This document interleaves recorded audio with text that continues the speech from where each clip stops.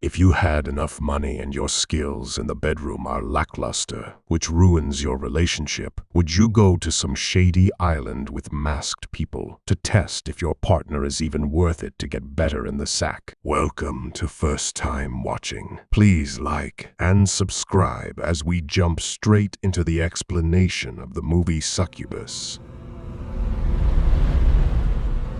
Deep in the forest, a woman is running for her life. She hides behind a tree when an alarm that's on her keychain goes off. Something is hunting her. She runs into a hut that was built out of twigs, and inside she finds a mirror. The vines that are entangled in the twigs tie her up as her reflection in the mirror looks back at her. A helicopter flies over a dense forest. A man with a mask helps the guests out, and the first girl drops her pills into the snow. A woman with a mask named Angelina welcomes their guests to Lilysdale Island. The guests are introduced: Javier and Jean, Nick and Kate, Stacy and Michael, and Andy and Olivia. They guide them towards their new place of residence. Michael welcomes his wife to the horny games. He tells Stacy he is happy she talked him into going to this retreat. Michael is already rock solid. His pants is tightening as we speak, but Stacy is not even warmed up yet, probably the cold weather outside. She rejects him, so to dry her up even more, Michael asks her if she took her medication. After everybody is settled in, all the guests have a nice dinner together, while the staff puts cute matching chokers around their necks. Angelina explains their first challenge. They have to introduce and tell the group about themselves without lying. The chokers they are wearing have sensors that will react when you lie. Andy kicks off the introductions. He used to do a lot of extreme sports, but that life is over since he met Olivia. They are serious, but they got trust issues. A voice behind them says that that is a lie. Olivia corrects him by saying that she is the one with the trust issues. Andy cheated on her, and it is hard for her to trust him again. That's why they are on the island, to restore the trust. Next up, Michael. He tells them about their busy jobs, and Olivia asks why they are here, to which Stacy answers to strengthen their relationship, but that's a lie. Michael tells them that they started to drift apart, and that they hope the retreat will help them bring back the intimacy. Kate's turn. Her and Nick have not been together long. Nick is a film critic, and they go to a lot of film festivals where men constantly hit on Kate. Nick is not very confident, but he is quite jealous. They are here to strengthen their bond. Now, Jean tells the group that Javier and her have the opposite problem. They are polyamorous, and seeing other people ruin their relationship, so they are here to salvage what is left. The voice in the background tells them they are all here to fix their relationship. Her name is Tamar, and over the next 3 days,